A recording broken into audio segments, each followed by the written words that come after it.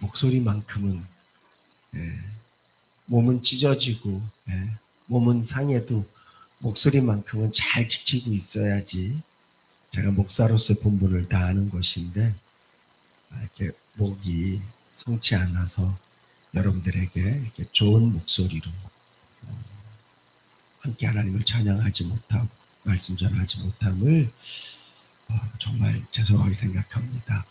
집에서 계속 쉬었는데 다 나은 것 같은데 또 그렇고 그렇더라고요. 아무튼 정말 죄송합니다. 그 전에 보면 그 집에 달력이 이렇게 있으면 그 달력에 매일 동그라미 이렇게 칠하시는 분들이 있었어요. 그게 뭐냐 하면 이제 일하러 나가면 오늘 내가 이랬다 이렇게 이렇게 다 표시를 해놓죠. 그랬다가 이제 월급날 정산을 딱 받으면 그거를 계산을 하고 또 내가 표해놓은 거랑 다 계산을 해서 이렇게 맞아야 돼요. 그게 안 맞으면 이제 가서 얘기하는 거죠. 내가 며칠 일했는데 빠진 것 같은데요. 뭐 이렇게. 그래서 달력에다가 아마 여러분들도 요즘은 뭐 생각도 못 상상도 못할 일이지만 옛날에는 그렇게 하시는 분들이 종종 계셨던 것 같아요. 그래서 집에 가보면 달력에 이렇게 체크가 다 돼 있는 집이. 여러분들은 하나님께 예배를 드리면서 여러분들의 예배를 한번 점검해 보신 적이 있으세요? 우리가 1년이면 어떤 분들은 100번 이상 예배를 드리고 최하 50번 이상은 예배를 다 이 자리에 계신 분들은 드리시는 분들인데 예배를 드렸는데 예배를 드린 결과가 나에게 없다면 마치 나는 일은 했는데 그 일에 대해서 내가 급여를 받지 못한 것과 같은 것이라고 저는 생각이 되어집니다. 왜냐하면 이 예배는 자리에 앉았다가 일어나는 것으로 끝나는 게 아니라 반드시 이 예배는 예배를 드린 사람들에게 하나님의 만져주심과 예배를 드린 것에 대한 우리의 심령 가운데 성령이 역사하셨던 흔적이 남는 것이 예배이기 때문에 그렇습니다. 성경에 보면 이렇게 앞뒤가 대칭되는 말씀이 이렇게 2장에 있고 그 바로 다음 장에 있는 그런 게 몇 군데가 있는데 그 중에 하나가 이제 부자 청년이랑 삭개오 얘기도 누가복음 말씀에 보면 바로 앞뒤 장에 있거든요. 부자가 와서 주님 어떻게 하면 영생을 얻습니까? 그랬을 때 10계명 다 지켜? 다 지켰습니다. 네가 갖고 있는 거 다 버리고 가난한 사람들에게 주고 나를 따라와. 그럴 때 이 부자 청년은 시험 들고 낙심하고 주님을 떠났어요. 그럴 때 제자들이 묻습니다. 누가 그러면 도대체 구원을 받을 수 있겠습니까? 그 다음 장에 보면 삭개오가 나와요. 삭개오 우리가 잘 알다시피 세리장이지 않습니까? 그런 부자였습니다. 어쩌면 그 부자 청년보다 더 부자였을 수도 있어요. 이 삭개오가 감히 나는 사람들에게 손가락질 받고 나는 남의 것을 토색하고 도적질하고 나는 그런 사람이야. 내가 어떻게 구원까지 생각할 수 있겠어? 구원은 생각도 안 하고 그냥 예수님 얼굴이나 좀 보자. 그래서 그가 뽕나무 위에 올라가서 예수님 봤다가 예수님도 삭개오를 보고 내려와라. 내가 오늘 너희 집에 유하겠다. 거기까지 갔어요. 그때까지 삭개오에게는 아무런 역사도 일어나지 않았어요. 근데 삭개오가 얘기하죠. 주님, 내가 내 재산의 반을 가난한 자들에게 주고 토색한 것은 4배나 갚겠습니다. 저는 그 말씀을 읽으면서 되게 재밌었어요. 제가 이 얘기도 드렸던 것 같은데, 순서가 만약에 토색한 것을 4배나 갚고 재산의 절반을 드리겠습니다. 가난한 자들에게 주겠습니다. 그러면 남는 재산과 먼저 내 재산의 절반을 가난한 자들에게 주고 토색한 것은 4배나 갚겠습니다. 그러면 남는 재산은 달라요. 이해가 되세요? 먼저 토색한 걸 다 주고 나면 내 재산이 많이 줄어 있잖아요.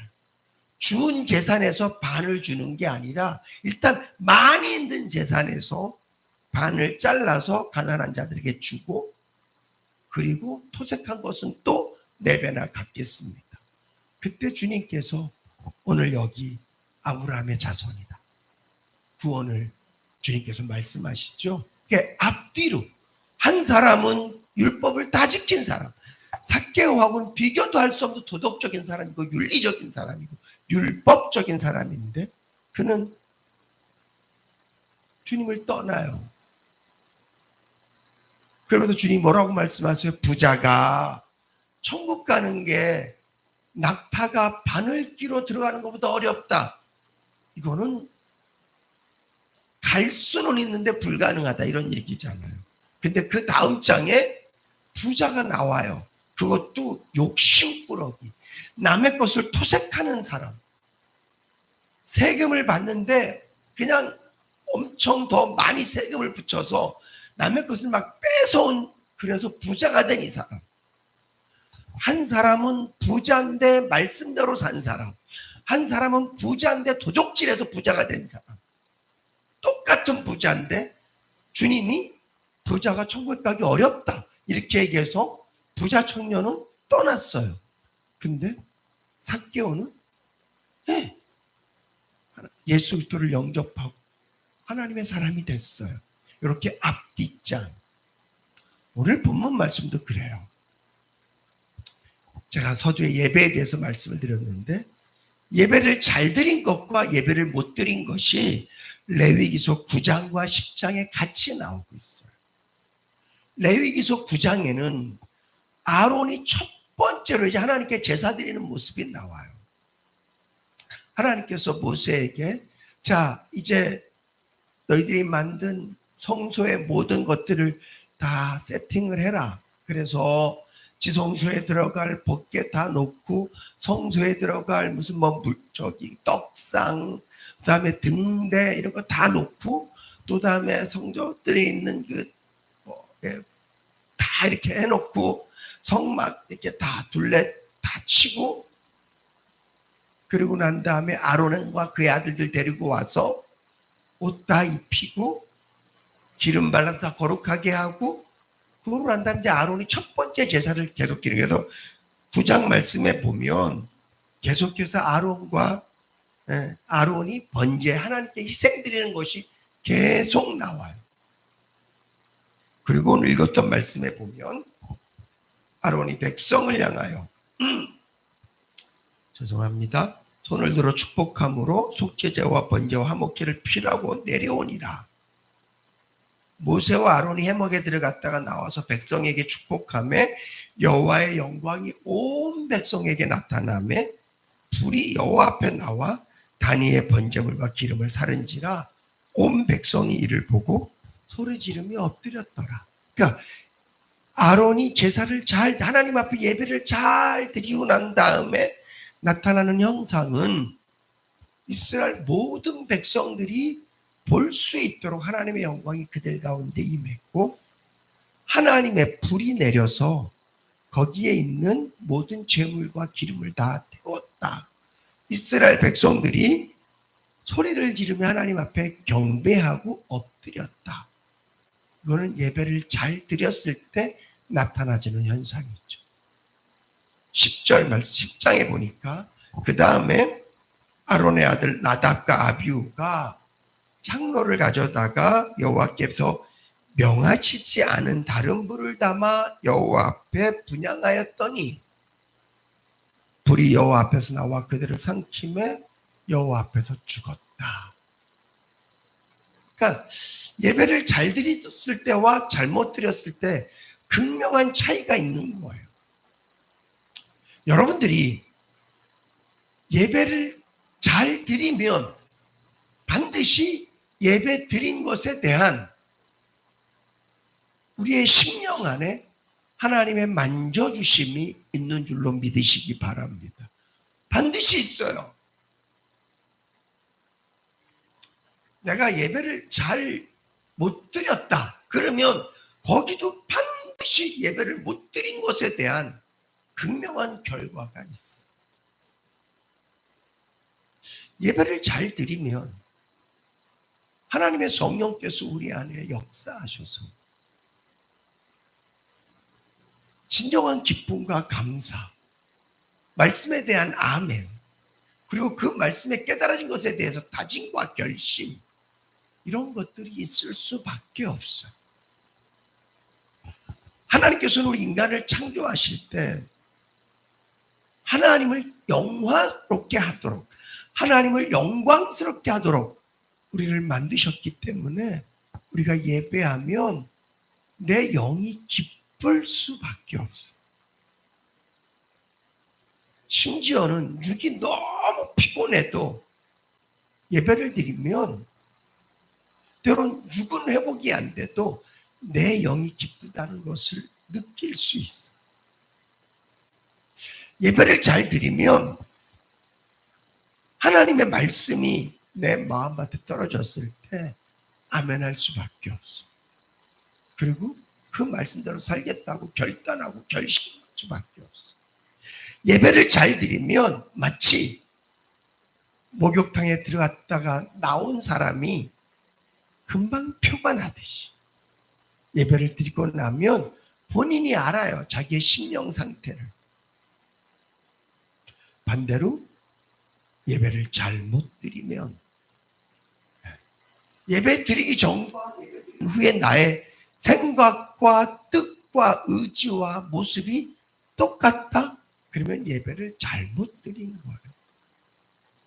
예배는요, 목사가 여러분들을 만지는 시간이 아니에요. 예배는 하나님이 우리를 만져주는 시간인 줄로 믿으시기 바랍니다. 네. 하나님의 불이 내림에 이스라엘 백성들이 다 보고 엎드리고 하나님의 영광이 그들에게 임했던 거죠. 오늘 저와 여러분들의 심령이 하나님께서 기뻐하시는 예배를 드렸을 때 주님이 내 마음을 방문하신 것 같은, 뭔가 내 마음에 다녀가신 것 같은 그런 믿음과 그런 감정과 느낌이라고 표현을 해야 될까요? 그런 느낌이 있을 수밖에 없어요. 그리고 반드시 회개가 있고 반드시 이 부분에 대해서는 내가 고쳐야 되겠다. 이제 이 마음을 내가 갖지 말아야 되겠다. 이런 것이 있을 수밖에 없어. 화가 난 상태에서 예배를 드렸는데 난 여전히 화나 있다. 나 예배 잘 못 드린 거예요. 그냥 앉아 계신 거예요. 재질 마음을 갖고 있었는데 난 여전히 재질 마음을 갖고 있다. 예배 잘 못 드린 거예요.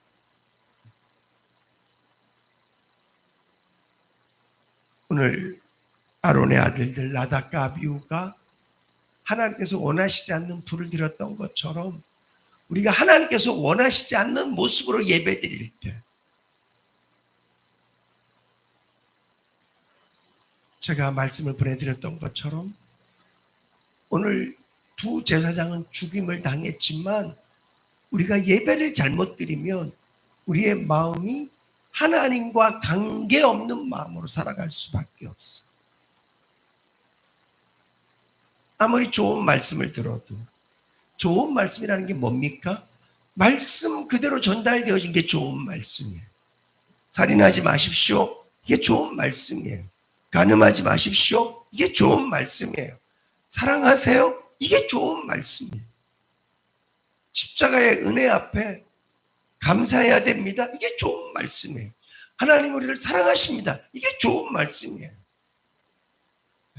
무슨 간증이 들어가고 막 단어를 막 써서 막 그 감정적으로 막 설교를 해서 막 울리기 웃기고, 그게 좋은 말씀이 아니라 성경대로 선포되어지면 그것이 좋은 말씀인 줄로 믿으시기 바랍니다.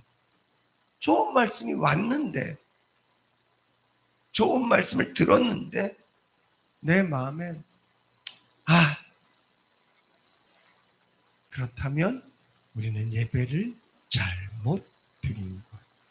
그래서 하나님과 내 마음이 하나도 관계가 없어져. 하나님과 내 마음이 관계가 없어요. 하나님과 나와의 교집합이 생겨야 되거든. 하나님의 말씀이 내 안에 들어왔을 때 아멘, 내가 그 말씀대로 하겠습니다. 그럴 때 나는 하나님이 될 수 없지만 하나님의 말씀이 내 안에 들어와서 역사함으로 말미암아 내가 하나님과 관계 있는 사람이 되었지. 저는 여러분들이 이 예배, 하나님께서 저와 여러분들에게 주신 가장 복된 시간, 가장 귀한 시간, 하나님께서 우리에게 가장 놀라운 복을 주시기 위해서 마련해 놓은 이 예배 시간이 그냥 한 시간 지나가는 시간으로, 퉁 치는 시간으로 그렇게 끝나지 않을 수 있기를 간절히 고민합니다.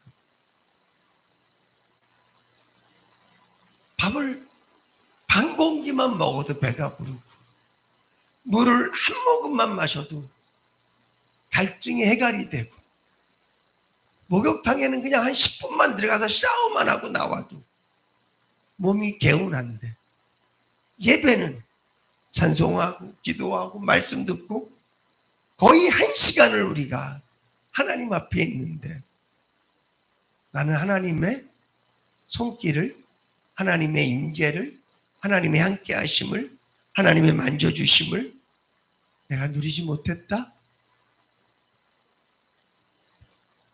안타까운 일이죠. 가슴 아픈 일이고, 목사가 예배를 인도하고 설교하고 목청을 높여서 기도를 한다 할지라도 오늘 나답과 아비후가 하나님께서 원하시지 않는 불을 드리면 하나님께서 받지 않으시는 거죠.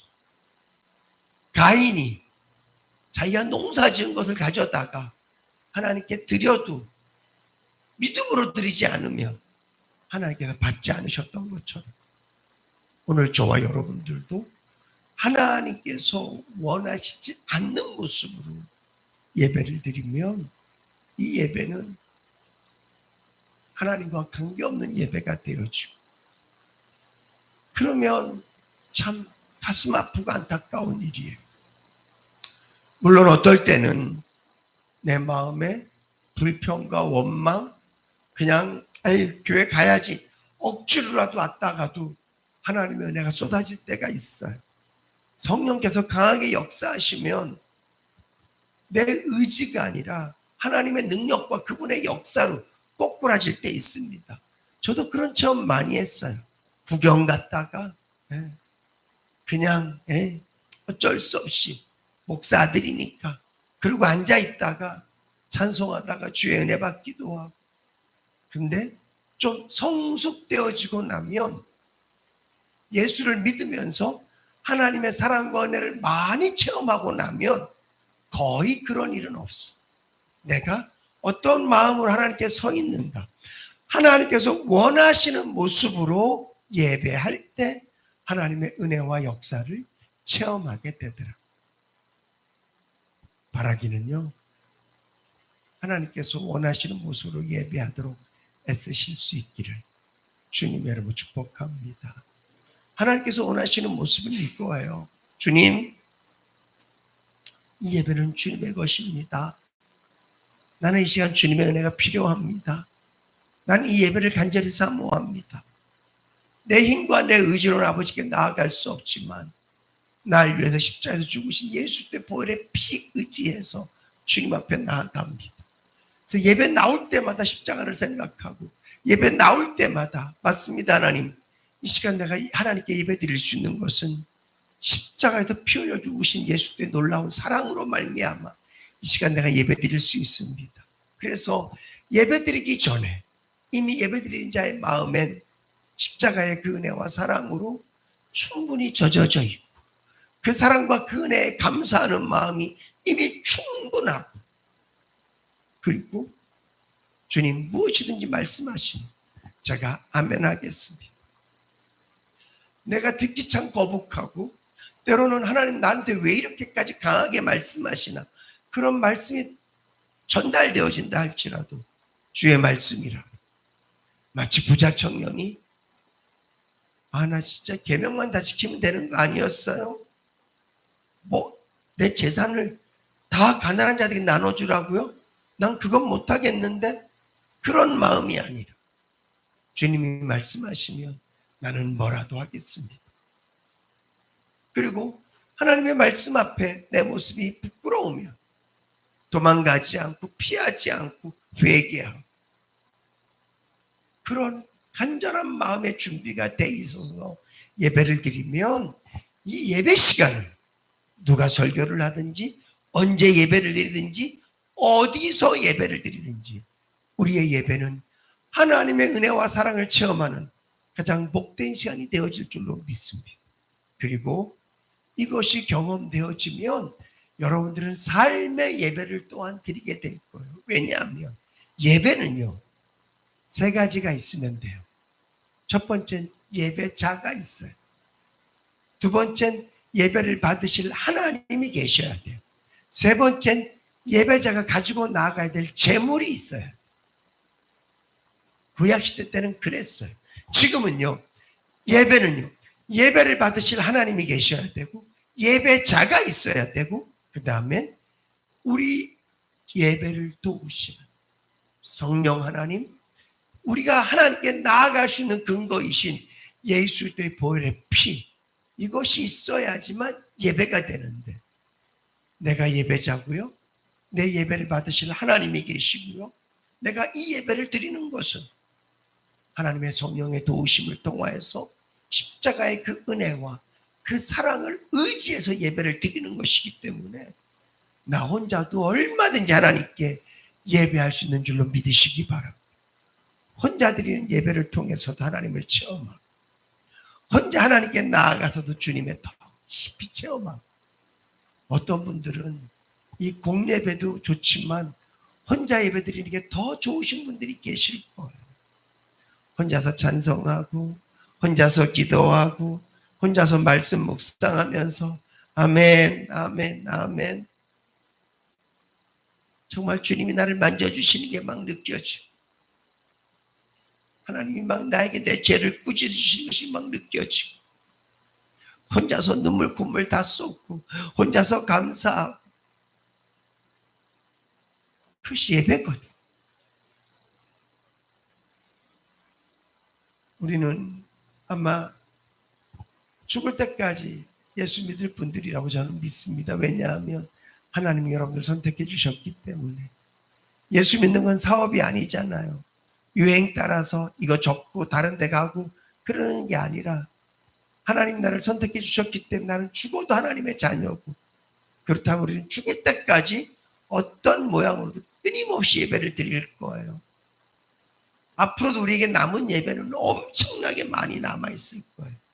근데 그 예배 시간마다 우리가 나답과 아비후처럼 하나님께서 원하시지 않는 예배를 드려서 오히려 더 시험들, 예배를 드려서 오히려 더 상처받고, 예배를 드려서 오히려 더 속상하고, 예배를 드려서 오히려 하나님 앞에서 마음 문이 닫히는 그런 안타깝고 가슴 아픈 그런 일들을 만들어내는 것이 아니라, 예배를 드릴 때마다 하나님의 영광을 체험하고, 예배를 드릴 때마다 마음의 기쁨이 넘쳐나고, 예배를 드릴 때마다 소망이 더 커져서 또 예배드리고 싶고 또 예배드리고 싶고 하나님께 끊임없이 나가고 싶어 할 수 있는 그런 저와 여러분들 되실 수 있기를 주님의 이름으로 축복합니다.